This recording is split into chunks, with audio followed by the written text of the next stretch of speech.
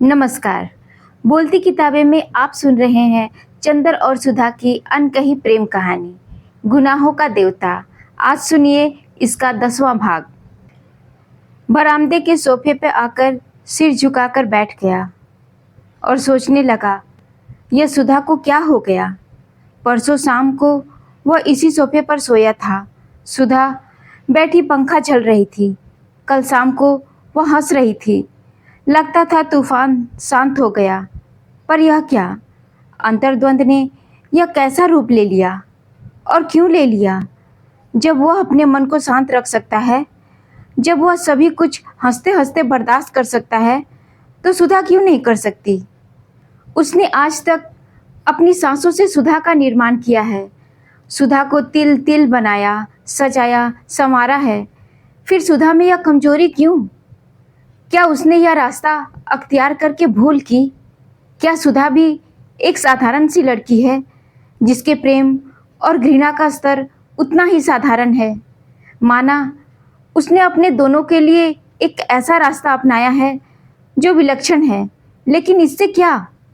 सुधा और वह दोनों ही क्या विलक्षण नहीं है।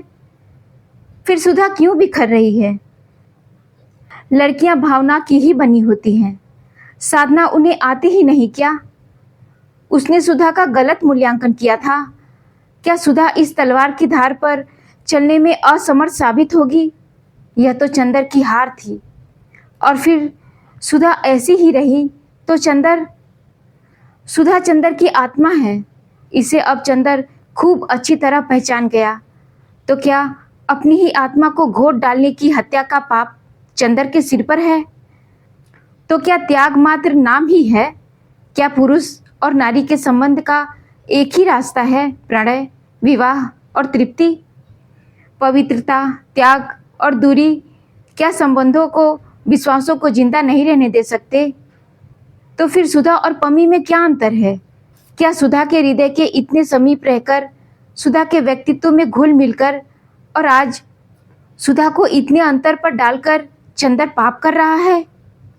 तो क्या फूल को तोड़कर अपने ही बटन होल में लगा लेना ही पुण्य है, और दूसरा रास्ता गर्हित है, विनाशकारी है। क्यों उसने सुधा का व्यक्तित्व तोड़ दिया है। किसी ने उसके कंधे पर हाथ रखा, विचार श्रृंखला टूट गई। बिनती थी। क्या सोच रहे हैं आप। बिनती ने पूछा बहुत स्नेह से। कुछ नहीं, नहीं बताइएगा, हम नहीं जान सकते। बिनती के स्वर में ऐसा आग्रह, ऐसा अपनापन, ऐसी निश्चलता रहती थी कि चंदर अपने को कभी रोक नहीं पाता था, छिपा नहीं पाता था। कुछ नहीं बिनती, तुम कहती हो सुधा को इतने अंतर पर मैंने रखा तो मैं देवता हूँ। सुधा कहती है मैंने अंतर पर रखा, मैंने पाप किया। जाने क्या किया है मैंने। क्या मुझे कम तकलीफ है। मेरा जीवन आजकल किस तरह घायल हो गया है मैं जानता हूँ। एक पल मुझे आराम नहीं मिलता। क्या उतनी सज़ा काफ़ी नहीं थी जो सुधा को भी किस्मत यह दंड दे रही है। मुझे को सभी बेचैनी और दुख मिल जाता, सुधा को मेरे पाप का दंड क्यों मिल रहा है। बिनती, तुमसे अब कुछ नहीं छिपा। जिसको मैं अपनी सांसों में दुबकाकर इंद्रधनुष के लोक तक ले गया, आज हवा के झोंके उसे बादलों की ऊंचाई से क्यों ढकेल देना चाहते हैं। और मैं कुछ भी नहीं कर सकता। इतनी देर बाद बिनती के ममता भरे स्पर्श में चंदर की आंखें छलछला गई। छी, आप समझदार हैं। दीदी ठीक हो जाएगी। घबराने से काम नहीं चलेगा ना। आपको हमारी कसम है, उदास मत होइए, कुछ सोचिए मत। दीदी बीमार है, आप इस तरह से करेंगे तो कैसे काम चलेगा। उठिए, दीदी बुला रही है। चंदर गया। सुधा ने इशारे से पास बुलाकर बिठा लिया। चंदर, हमारा दिमाग ठीक नहीं है, बैठ जाओ, लेकिन कुछ बोलना मत, बैठे रहो। उसके बाद दिन भर अजब सा गुजरा। जब जब चंदर ने उठने की कोशिश की, सुधा ने उसे खींचकर बिठा लिया। घर तो उसे जाने ही नहीं दिया। बिनती वहीं खाना ले आई। सुधा कभी चंदर की ओर देख लेती, फिर तकिए में मुंह गड़ा लेती। बोली एक शब्द भी नहीं, लेकिन उसकी आंखों में अजब सी कातरता थी। पापा आए, घंटों बैठे रहे। पापा चले गए तो उसने चंदर का हाथ अपने हाथ में ले लिया, करवट बदली और तकिए पर अपने कपोलों से चंदर की हथेली दबाकर लेटी रही। पलकों से कितनी ही गरम गरम आंसू छलक कर गालों पर फिसलकर चंदर की हथेली भिगोते रहे। चंदर चुप रहा, लेकिन सुधा के आंसू जैसे नसों के सहारे उसके हृदय में उतर गए और जब हृदय डूबने लगा तो उसकी पलकों पर उतर आए। सुधा ने देखा लेकिन कुछ भी नहीं बोली। घंटा भर बहुत गहरी सांस ली, बेहद उदासी से मुस्कुराकर कहा, हम दोनों पागल हो गए हैं। क्यों चंदर? अच्छा, अब शाम हो गई, जरा लॉन पर चलें। सुधा चंदर के कंधे पर हाथ रखकर खड़ी हो गई। बिनती ने दवा दी, थर्मामीटर से बुखार देखा, बुखार नहीं था। चंदर ने सुधा के लिए कुर्सी उठाई। सुधा ने हंसकर कहा, चंदर, आज बीमार हूँ तो कुर्सी उठा रहे हो, मर जाऊंगी तो अर्थी उठाने भी आना, वरना नरक मिलेगा, समझे ना? छी, ऐसा कुबोल ना बोला करो दीदी। सुधा लॉन में कुर्सी पर बैठ गई। बगल में नीचे चंदर बैठ गया। सुधा ने चंदर का सिर अपनी कुर्सी में टिका लिया और अपनी उंगलियों से चंदर के सूखे होठों को छूते हुए कहा, चंदर, आज मैंने तुम्हें बहुत दुखी किया। क्यों? लेकिन जाने क्यों दुखी न करती तो आज मुझे वह ताकत न मिलती जो मिल गई। और सहसा चंदर के सिर को अपनी गोद में खींचती हुई सी सुधा ने कहा, आराध्य मेरे, आज तुम्हें बहुत सी बातें बताऊंगी, बहुत सी। बिनती उठकर जाने लगी तो सुधा ने कहा, कहाँ चली? बैठ तू यहाँ, तू गवाह रहेगी, ताकि बाद में चंदर यह न कह सके कि सुधा कमज़ोर निकल गई। बिनती बैठ गई। सुधा ने क्षण भर आंखें बंद कर ली और अपनी वेड़ी पीठ पर से खींचकर गोद में डाल ली और बोली, चंदर, आज कितने ही साल हुए जब से मैंने तुम्हें जाना है, तब से अच्छे बुरे सभी कामों का फैसला तुम ही करते रहे हो। आज भी तुम ही बताओ चंदर कि अगर मैं अपने को बहुत संभालने की कोशिश करती हूँ और नहीं संभाल पाती हूँ तो यह कोई पाप तो नहीं? तुम तो जानते हो चंदर, तुम जितने मजबूत हो उस पर मुझे घमंड है कि तुम ऊंचाई पर हो। मैं भी उतना ही मजबूत बनने की कोशिश करती हूँ, उतने ही ऊंचे उठने की कोशिश करती हूँ। अगर कभी कभी फिसल जाती हूँ तो यह अपराध तो नहीं? नहीं, चंदर बोला। और अगर अपने उस अंतर्द्वंद के क्षणों में तुम पर कठोर हो जाती हूँ तो तुम सह लेते हो।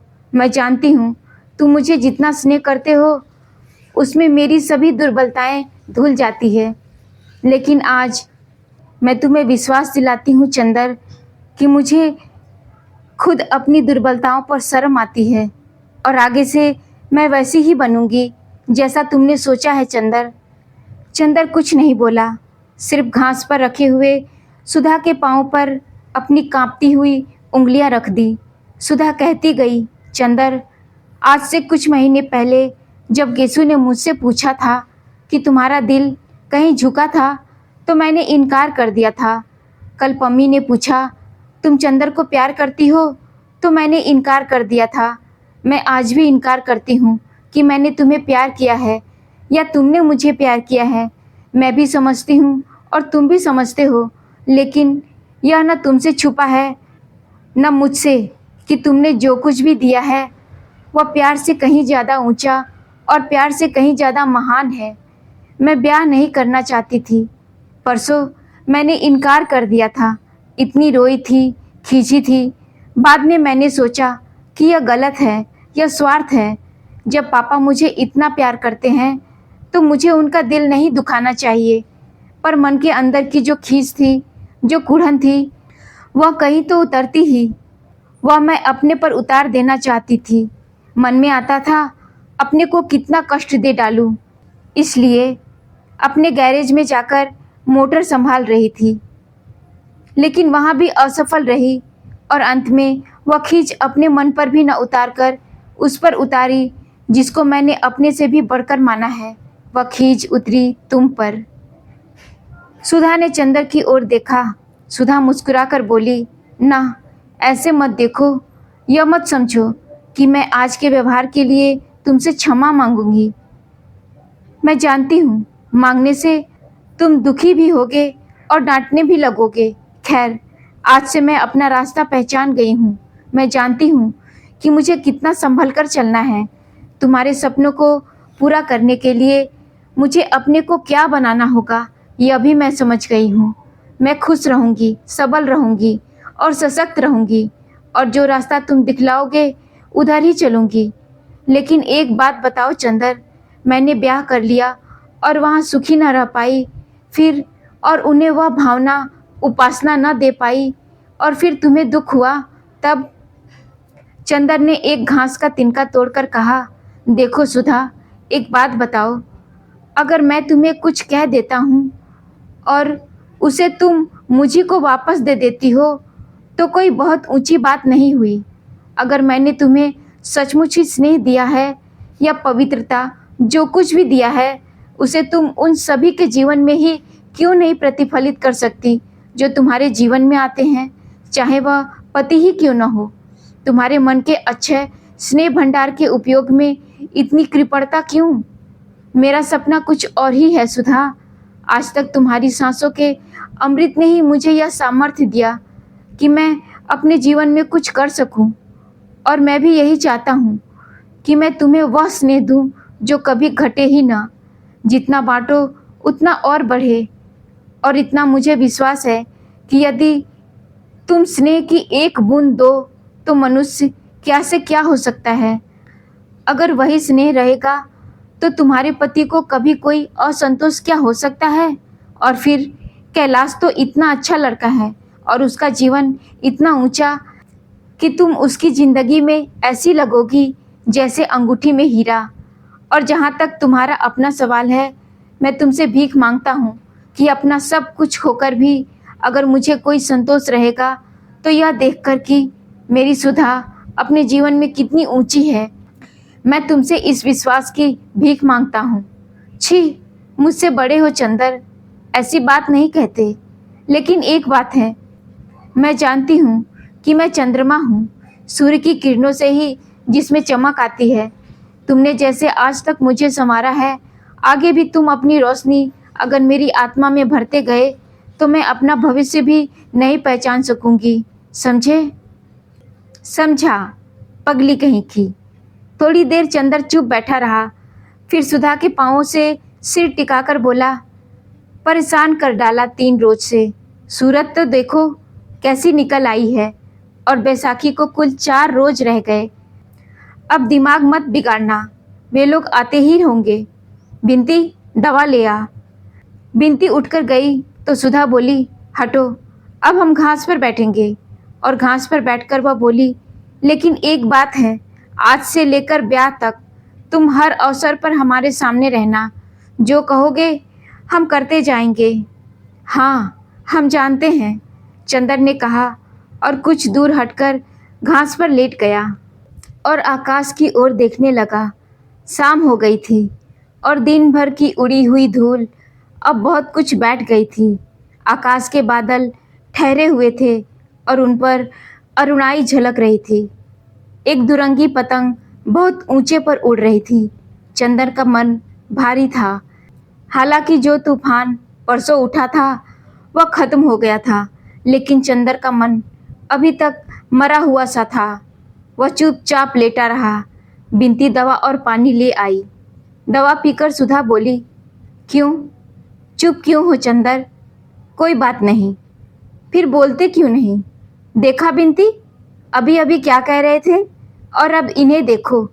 सुधा बोली, हम अभी बताते हैं इन्हें, बिनती बोली, और ग्लास में थोड़ा सा पानी लेकर चंदर के ऊपर फेंक दिया। चंदर चौंक कर उठ बैठा और बिगड़ कर बोला, यह क्या बदतमीजी है? अपनी दीदी को यह सब दुलार दिखाया करो। तो क्यों पड़े थे ऐसे? बात करेंगे ऋषि मुनियों जैसे और उदास रहेंगे बच्चों की तरह। वाह रे चंदर बाबू, बिनती ने हंसकर कहा, दीदी ठीक किया ना मैंने? बिल्कुल ठीक, ऐसे ही इनका दिमाग ठीक होगा। इतने में डॉक्टर शुक्ला आए और कुर्सी पर बैठ गए। सुधा के माथे पर हाथ रखकर देखा, अब तो ठीक है? हाँ पापा, बिनती कल तुम्हारी माताजी आ रही हैं। अब बैसाखी की तैयारी करनी है। सुधा चुपचाप उठकर चली गई। चंदर, बिनती और डॉक्टर साहब बैठे उस दिन का बहुत सा कार्यक्रम बनाते रहे। चंदर को सबसे बड़ा संतोष था कि सुधा ठीक हो गई थी। बैसाख पूनों के एक दिन पहले से ही बिनती ने घर को इतना साफ कर डाला था कि घर चमक उठा था। यह बात तो दूसरी है कि स्टडी रूम की सफाई में बिनती ने चंदर के बहुत से कागज बुहार कर फेंक दिए थे और आंगन धोते वक्त उसने चंदर के कपड़ों को छींटों से तर कर दिया था। उसके बदले में चंदर ने बिनती को डांटा था और सुधा देख देख कर हंस रही थी और कह रही थी, तुम क्यों चिढ़ रहे हो? तुम्हें देखने थोड़े ही आ रही है हमारी सास। बैसाख पूनों की सुबह डॉक्टर साहब और बुआ जी गाड़ी लेकर उनको लिवा लाने गए। चंदर बाहर बरामदे में बैठा अखबार पढ़ रहा था और सुधा अंदर कमरे में बैठी थी। अब 2 दिन उसे बहुत दब ढंक कर रहना होगा। वह बाहर नहीं घूम सकती क्योंकि जाने कैसे और कब उसकी सास आ जाए और देख ले। बुआ उसे समझा गई थी और उसने एक गंभीर आज्ञाकारी लड़की की तरह मान लिया था और अपने कमरे में चुपचाप बैठी थी। बिनती कढ़ी के लिए बेसन फेंट रही थी और महाराजिन ने रसोई में दूध चढ़ा रखा था। सुधा चुपके से आई, किवाड़ की आड़ से देखा कि पापा और बुआ की मोटर आ तो नहीं रही। जब देखा कि कोई नहीं है तो आकर चुप्पे से खड़ी हो गई और पीछे से चंदर के हाथ से अखबार ले लिया। चंदर ने पीछे देखा तो सुधा एक बच्चे की तरह मुस्कुरा दी और बोली, क्यों चंदर, हम ठीक है ना? ऐसे ही रहे ना? देखा, तुम्हारा कहना मानते हैं ना हम। हाँ सुधी, तभी तो हम तुमको इतना दुलार करते हैं। लेकिन चंदर, एक बार आज रो लेने दो, फिर उनके सामने नहीं रो सकेंगे। और सुधा का गला रुंध गया और आंखें छलछला गई। छी सुधा, चंदर ने कहा। अच्छा नहीं नहीं, और झटके से सुधा ने आंसू पोंछ लिए। इतने में गेट पर किसी कार का भोंपू सुनाई पड़ा और सुधा भागी। अरे, यह तो पम्मी की कार है, चंदर बोला। सुधा रुक गई। पम्मी ने पार्टिको में आकर कार रोकी। हेलो मेरे जुड़वा मित्र, क्या हाल है तुम लोगों का? और हाथ मिलाकर बेतकल्लुफी से कुर्सी खींचकर बैठ गई। इन्हें अंदर ले आओ चंदर, वरना अभी वे लोग आते होंगे।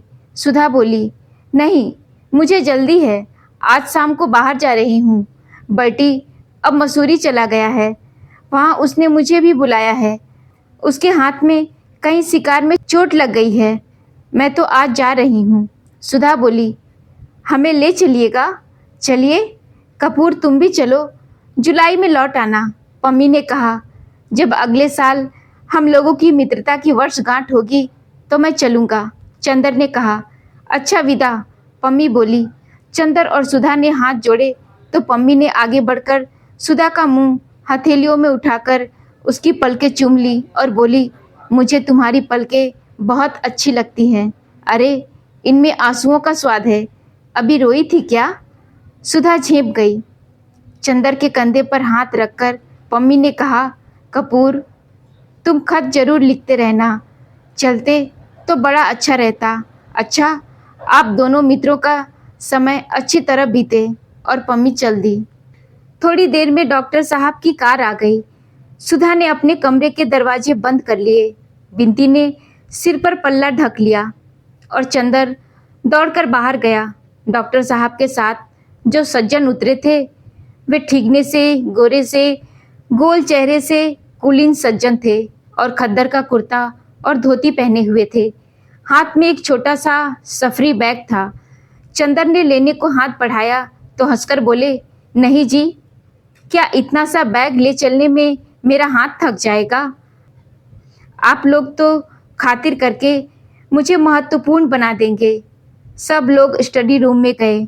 वहीं डॉक्टर शुक्ला ने परिचय कराया, यह हमारे शिष्य और लड़के, प्रांत के होनहार अर्थशास्त्री चंद्र कुमार कपूर और आप शाहजहांपुर के प्रसिद्ध कांग्रेसी कार्यकर्ता और म्यूनिसिपल कमिश्नर श्री शंकरलाल मिश्र। अब तू नहाए ले शंकरी, फिर चाय ठंडाई जाइए, बुआ जी ने आकर कहा। आज बुआ जी ने बहुत दिनों पहले की बूटीदार साड़ी पहन रखी थी। नहीं, मैं तो वेटिंग रूम में नहा चुका। चाय मैं पीता नहीं, खाना ही तैयार कराइए। और घड़ी देखकर शंकर बाबू बोले, मुझे जरा स्वराज भवन जाना है और 2 बजे की गाड़ी से वापस चले जाना है और शायद उधर से ही चला जाऊंगा। उन्होंने बहुत मीठे स्वर से मुस्कुराते हुए कहा। अच्छा, यह तो अच्छा नहीं लगता कि आप आए भी और कुछ रुके भी नहीं।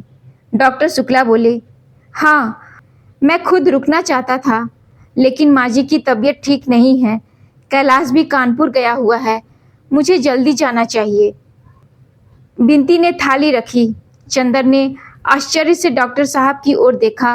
वे हंसकर बोले, भाई, यह लोग हमारी तरह छूत पाक नहीं मानते। शंकर तुम्हारे संप्रदाय के हैं, यही कच्चा खा लेंगे। इन्हें ब्राह्मण कहत के है, ये तो किरिस्तान है। हमरो धर्म बिगाड़िहन यहाँ आई के। बुआ जी बोली। बुआ जी ने यह शादी तय कराई थी, लड़का बताया था और दूर के रिश्ते से वह कैलाश और शंकर की भाभी लगती थी। शंकर बाबू ने हाथ धोए कुर्सी खींचकर बैठ गए। चंदर की ओर देखकर बोले, आइए होनहार डॉक्टर साहब, आप तो मेरे साथ खा सकते हैं। नहीं, आप खाइए, चंदर ने तकल्लुफ करते हुए कहा। अजी वाह, मैं ब्राह्मण हूँ, शुद्ध। मेरे साथ खाकर आपको जल्दी मोक्ष मिल जाएगा। कहीं हाथ में तरकारी लगी रह गई तो आपके लिए स्वर्ग का फाटक फौरन खुल जाएगा। खाओ। 2 कौर खाने के बाद शंकर बाबू ने बुआ जी से कहा, यही बहू है जो लड़की थाली रख गई थी? अरे राम कहो, वो तो हमार छोरी है बिंती। पहचान तो न है, पिछले साल तो मुन्ने के विवाह में देखे हो। बुआ जी बोली। शंकर बाबू कैलाश से काफ़ी बड़े थे, लेकिन देखने में बहुत बड़े नहीं लगते थे।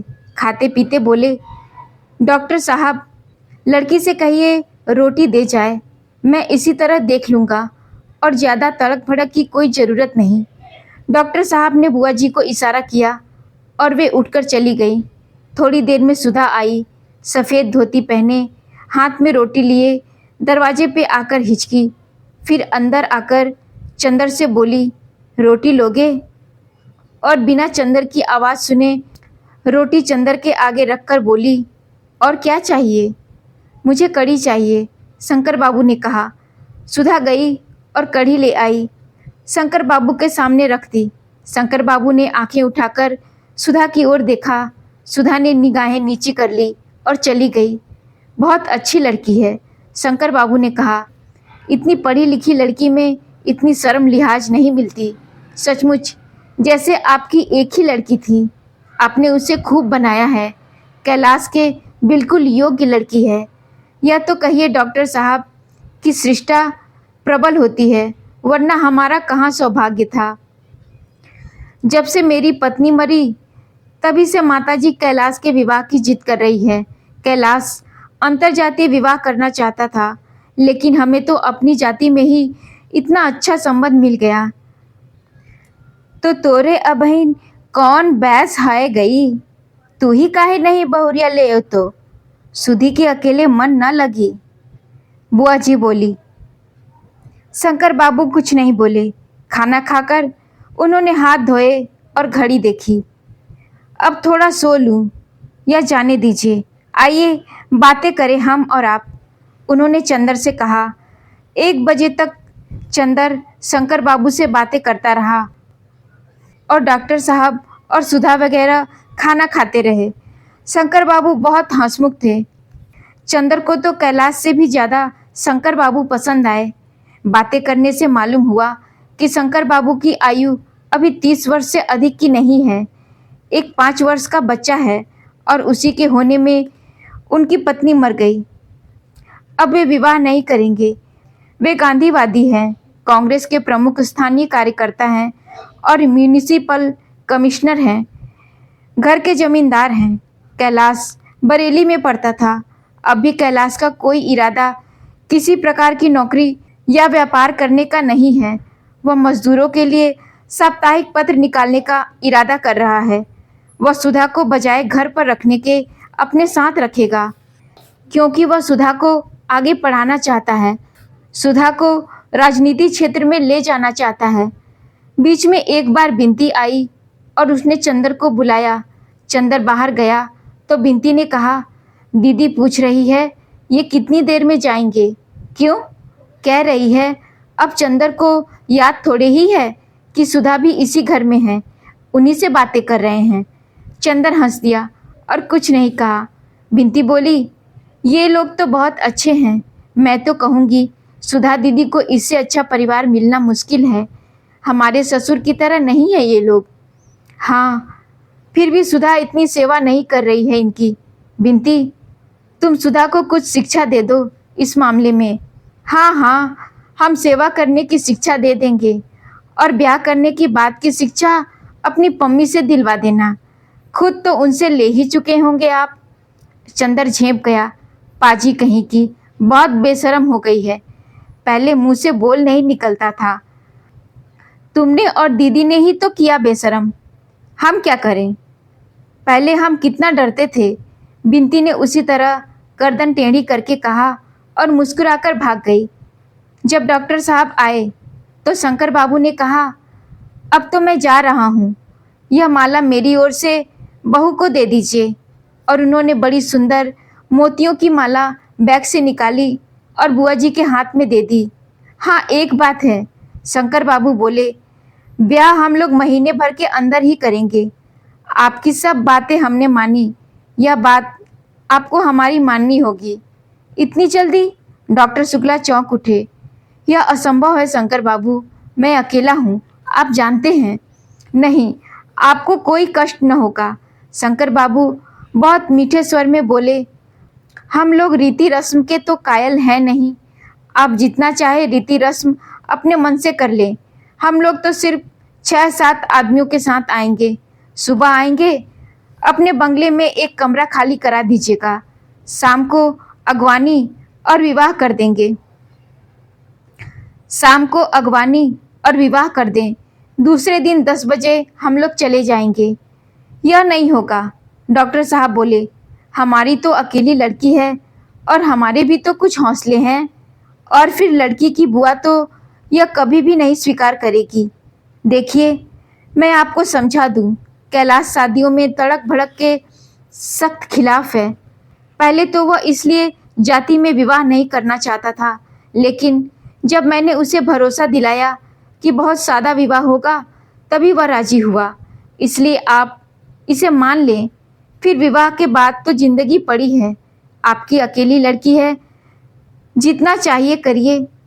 रहा कम समय का तो सुबह से शीघ्रम। फिर आपको कुछ खास इंतजाम भी नहीं करना।